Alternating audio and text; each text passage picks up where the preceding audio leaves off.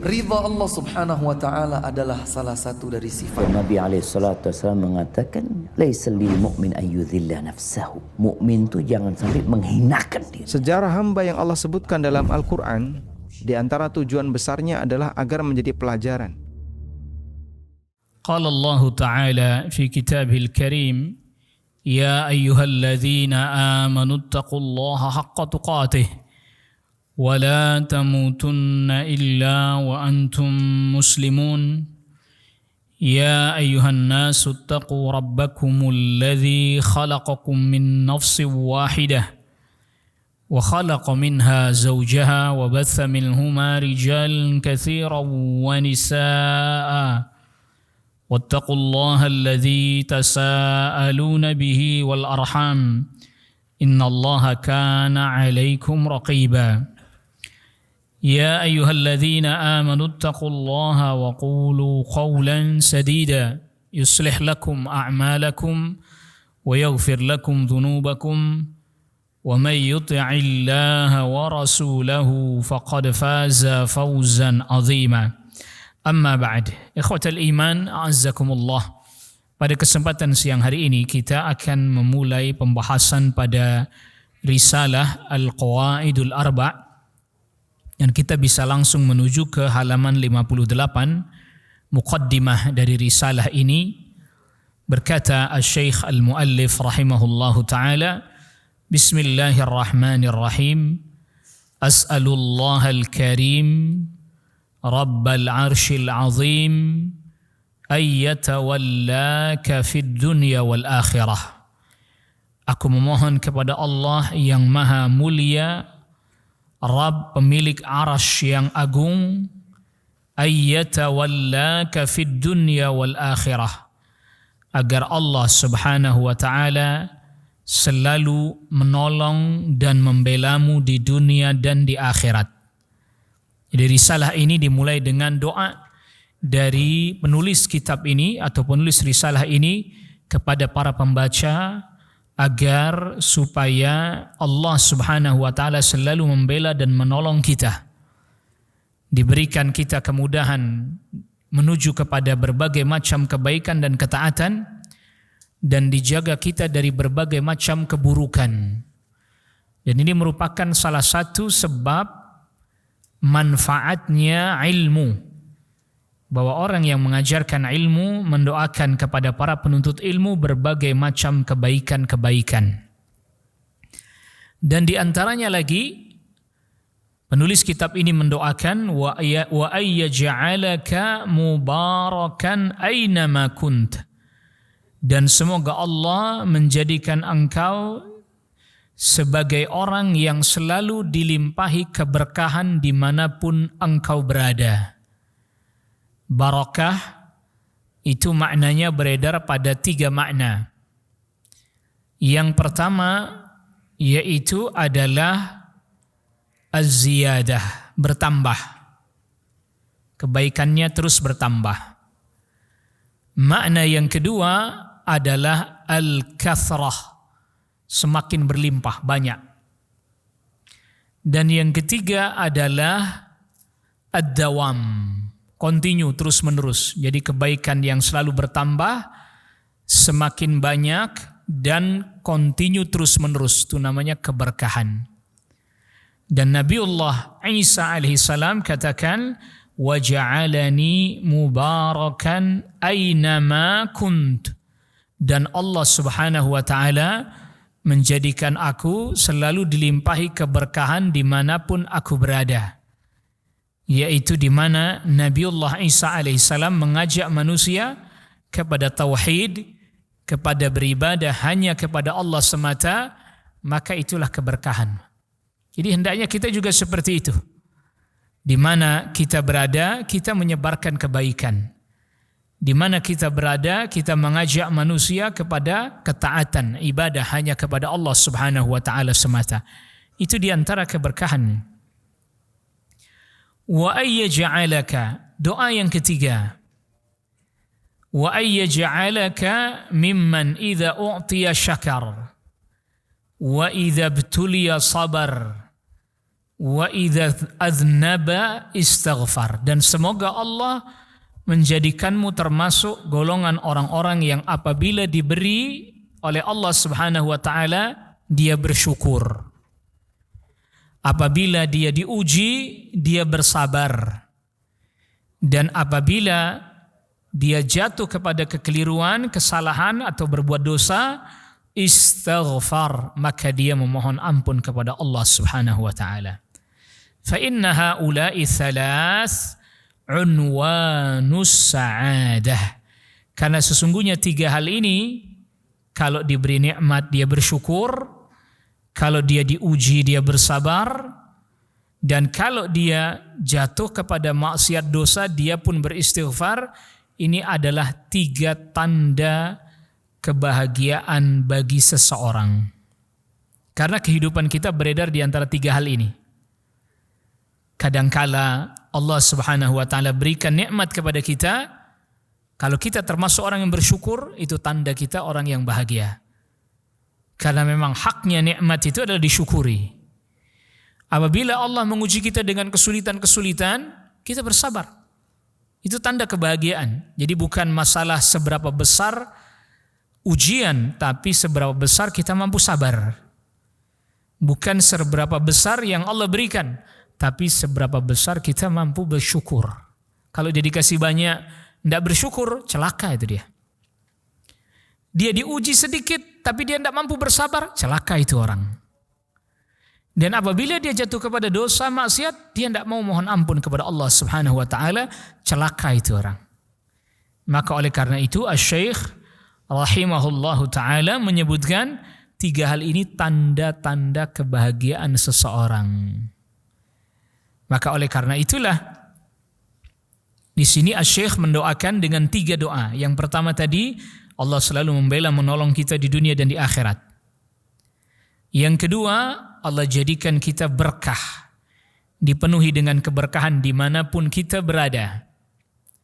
Yang ketiga, agar Allah menjadikan kita termasuk golongan orang yang apabila diberi nikmat bersyukur, apabila diuji dengan kesulitan bersabar, dan apabila jatuh kepada kemaksiatan selalu beristighfar, mohon ampun kepada Allah Subhanahu wa ta'ala. Dan 3 hal ini adalah unwan as-sa'adah, tanda dari kebahagiaan seseorang.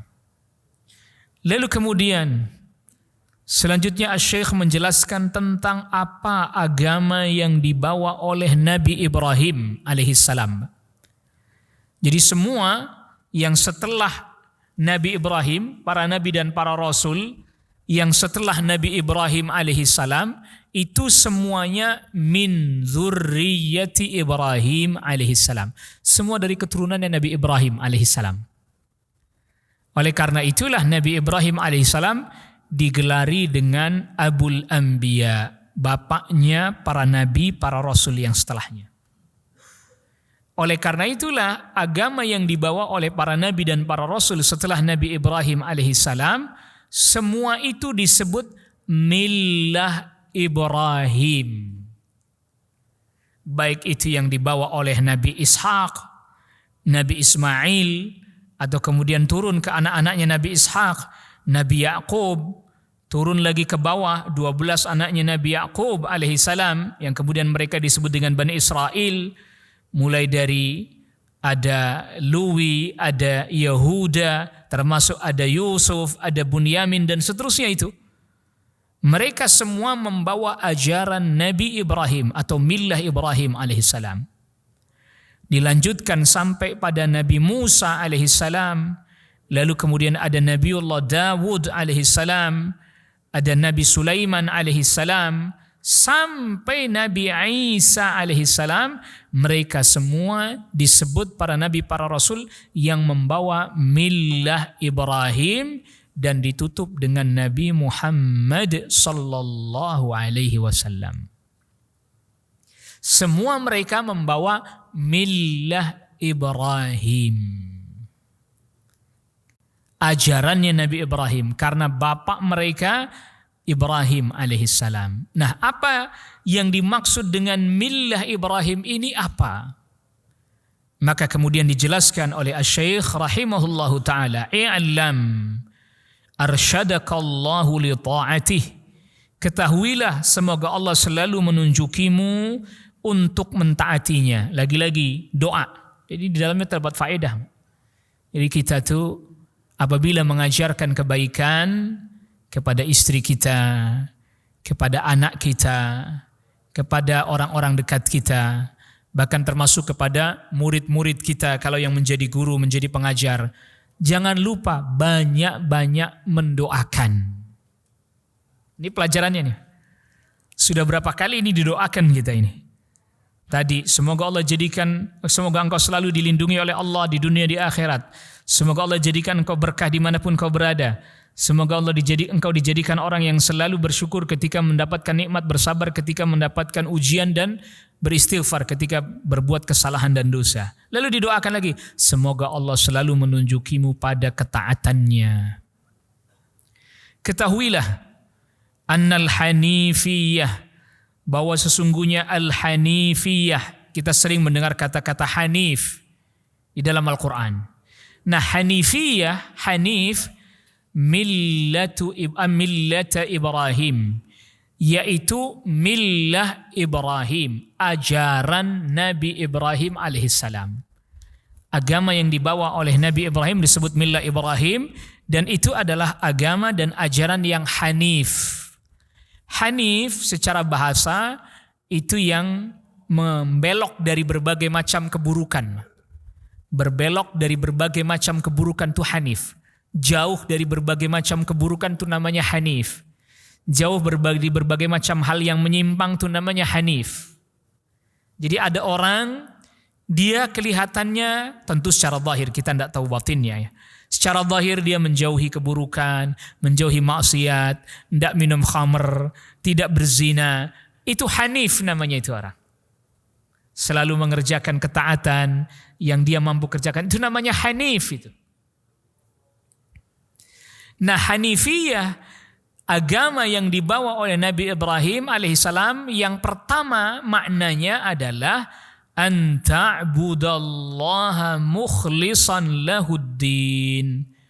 Engkau hanya beribadah kepada Allah saja, memurnikan, mengikhlaskan agama ini hanya untuk Allah semata. Wa bidzalika amara jami'an nas, dan dengan hal tersebut, beribadah hanya kepada Allah saja, mengikhlaskan, memurnikan agama dan ketundukan, ketaatan hanya kepada Allah saja, Allah perintahkan semua manusia agar semua manusia hanif semuanya, taat tunduk kepada Allah semuanya. Wa khalaqahum laha, dan Allah ciptakan mereka semuanya untuk menunaikan hal ini. Beribadah hanya kepada Allah saja dan mengikhlaskan agama, ketaatan, ketundukan hanya kepada Allah semata. Karena inilah Allah ciptakan manusia. Sebagaimana firman Allah Subhanahu wa taala di dalam surat Az-Zariyat ayat ke-56. Surat Az-Zariyat surat ke-51 ayatnya ayat ke-56.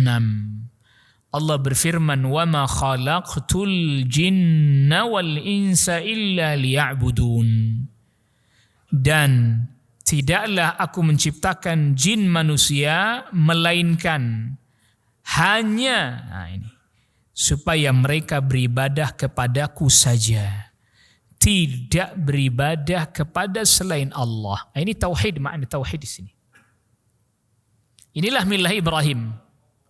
Inilah ajaran yang dibawa oleh Nabi Ibrahim alaihissalam. Inilah ajaran yang juga diajarkan Nabi Ismail alaihissalam. Ini juga yang diajarkan Nabi Ishak, Nabi Yakub, seterusnya sampai Nabiullah Isa, sampai Nabi Muhammad sallallahu alaihi wasallam. Tidak ada perbedaan. Agama mereka semuanya sama. Beribadah hanya kepada Allah saja dan tidak menyekutukan Allah dengan sesuatu apapun. Fa idza arafta anna Allah khalaqaka li'ibadatihi. Apabila Anda telah mengetahui bahwa Allah menciptakan Anda untuk beribadah hanya kepada Allah saja, fa'lam, maka ketahuilah, annal ibadata, bahwa ibadah la tusamma ibadatan, satu ibadah tidak disebut ibadah illa ma'at tauhid, kecuali disertai dengan tauhid. Jadi ada orang misalnya kalau dalam syariatnya Nabi Muhammad SAW, dia salat tapi tidak bertauhid, maka salatnya hangus, nggak dianggap sebagai ibadah. Puasa tapi dia tidak bertauhid, hangus, nggak dianggap ibadah itu puasanya, puasa Ramadannya. Dia zakat, dia haji tapi tidak bertauhid, habis semuanya, nggak disebut ibadah. Harus disertai dengan tauhid. Kama anna salata la tusamma salatan illa ma'at taharah. Sebagaimana salat enggak disebut salat kecuali harus disertai dengan bersuci. Ada orang salat enggak wudu, Pak. Sah salatnya? Enggak sah. Dia harus mengulangi salatnya. Bahkan salatnya enggak disebut sebagai salat tanpa berwudu sebelumnya. Dia mesti wudu dulu. Begitu juga sama ibadah. Dia tidak berusaha bertauhid dan menjauhi kesyirikan, ibadahnya nggak disebut ibadah. Itu kenapa syahadat itu pertama sebelum salat, sebelum saum, sebelum zakat, atau sebelum haji. Sebelum itu, syahadat nomor 1. Itu mengisyaratkan bahwa tauhid dulu. Fa idza dakhala syirku fil ibadah. Apabila kesyirikan masuk ke dalam satu ibadah, fasadat, maka ibadah itu menjadi rusak. Kal hadathi idza dakhala fit taharati. Sebagaimana orang udah wudu lalu dia berhadas. Dalam satu hadis yang diriwayatkan oleh Al-Imam Al-Bukhari dari sahabat Abu Hurairah radhiyallahu anhu, Rasul sallallahu alaihi wasallam bersabda, "La yaqbalu Allahu salata ahadikum idza ahdatha hatta yatawadda'a." Allah tidak akan menerima salat salah seorang di antara kalian apabila dia berhadas sampai dia berwudu. Lalu ditanyakan kepada sahabat Abu Hurairah radhiyallahu anhu, sahabat Abu Hurairah yang meriwayatkan hadis ini. Ditanyakan kepada sahabat Abu Hurairah radhiyallahu an, mal hadath? Apa yang dimaksud dengan hadas, wahai sahabat Abu Hurairah?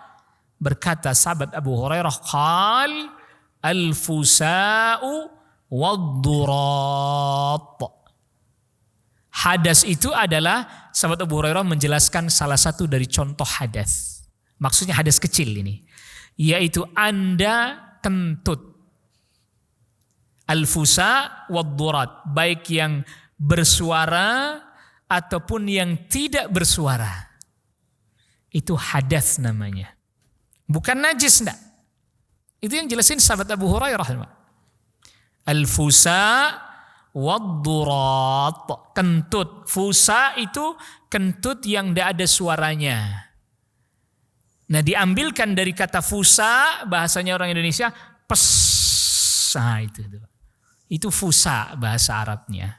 Kentut yang tidak bersuara. Sedangkan ad-durat itu kentut yang bersuara. Drat. Nah, itu. Jadi itu diistilahkan dalam bahasanya orang Indonesia itu suara. Suara. Itu bahasa Arab ada namanya asmaul aswat, Pak. Jadi nama-nama menyebutkan suara. Ini kentut. Hadas dicontohkan. Ini langsung sahabat Abu Hurairah yang jelaskan ini. Ketika ditanya sama orang, apa maksudnya hadas? Anda kentut.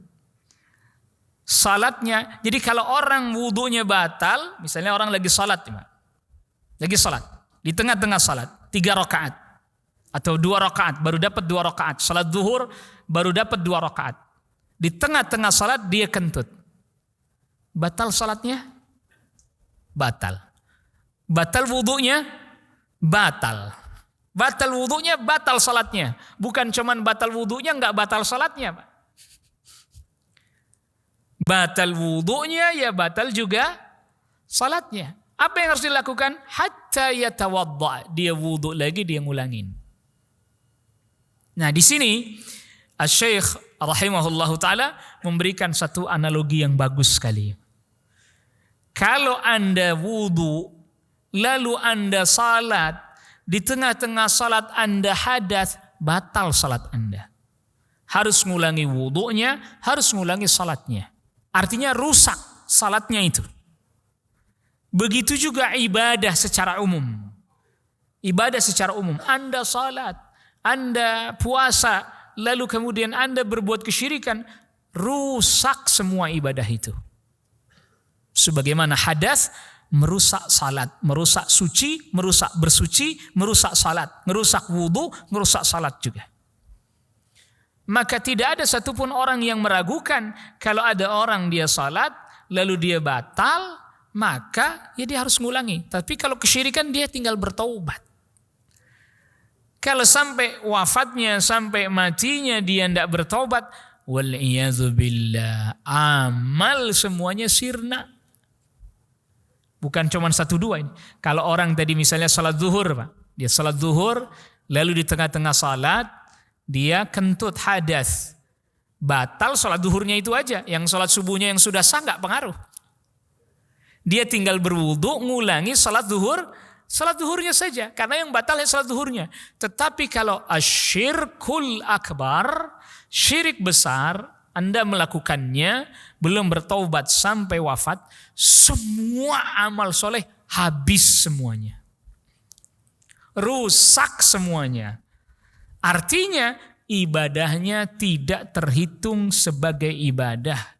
Ibadahnya tidak dianggap sebagai ibadah. Itu makanya ini nasihat yang luar biasa nih. Yang harus kita ingat.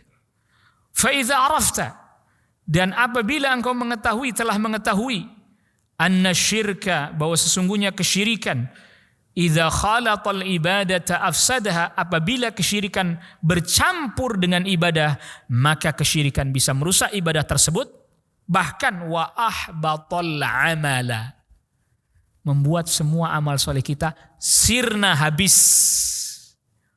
Wasara sahibuhu minal khalidina finnar, dan pelaku kesyirikan termasuk orang-orang yang kekal di neraka. Kalau kamu tahu itu, arafta, maka kamu pun akan mengetahui anna ahamma ma 'alaika ma'rifatu dzalik, bahwa di antara yang paling penting untuk engkau ketahui adalah mengetahui kesyirikan.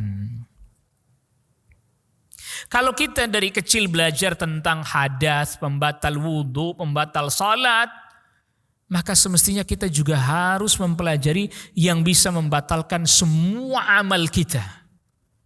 Yaitu diantaranya, dan yang paling utama adalah asyirku billah, kesyirikan, menyekutukan Allah. La'allallaha ayyukhlisaka min hadhi syabakah. Semoga Allah menyelamatkan engkau dari jaring, syabakah itu jaring, jerat-jerat iblis ini, jerat-jerat kesyirikan ini, yaitu adalah asyirku billah, berbuat kesyirikan kepada Allah, menyekutukan Allah, alladzi qala Allah Ta'ala fi, yang dimana Allah Subhanahu wa Ta'ala berfirman tentang kesyirikan ini, innallaha la yaghfiru ayyushraka bih wa yaghfiru ma duna dzalika liman yasha. Sesungguhnya Allah tidak akan mengampuni dosa kesyirikan, dan Allah mengampuni yang selain kesyirikan bagi siapa yang Allah kehendaki. Surat An-Nisa ayat 48 dan ayat 116. Redaksi awal ayatnya sama persis ini. Ayat 48, ayat 116, redaksi awal ayatnya sama. Innallaha la yaghfiru ayyushraka bih wa yaghfiru ma duna dzalika liman yasha. Jadi penting sekali kita mengetahui kesyirikan. Kalau kita belajar wudu, apa saja yang membatalkan wudu, kita belajar salat dan apa saja yang membatalkannya, maka penting juga yang membatalkan semua amal soleh kita pelajari, kita ketahui. Dan siapa orang yang mau mengetahui tentang kesyirikan, وَذَلِكَ بِمَعْرِفَةِ أَرْبَعِ قَوَاعِدَ dzakaraha Allah Ta'ala fi kitabih. Di antara cara mengetahui kesyirikan adalah dengan mempelajari 4 kaidah. Yang dimana 4 kaidah ini telah Allah Subhanahu wa Ta'ala sebutkan, telah Allah Subhanahu wa Ta'ala jelaskan di dalam Al-Quran. Jadi 4 kaidah yang akan kita bahas ini semuanya telah disebutkan di dalam Al-Quran. Siapa orang yang memahaminya, maka berarti dia insya Allah akan memahami kesyirikan. Dan kita akan lanjutkan insya Allah pembahasan kita di pertemuan yang selanjutnya pada pembahasan kaidah yang pertama. Wallahu a'lam wa sallallahu ala nabiyyina Muhammadin wa alihi wa sahbihi wa sallama tasliman katsira. Subhanakallahumma wa bihamdika asyhadu an la ilaha illa anta astaghfiruka wa atubu ilaik. Wassalamu alaikum warahmatullahi wabarakatuh.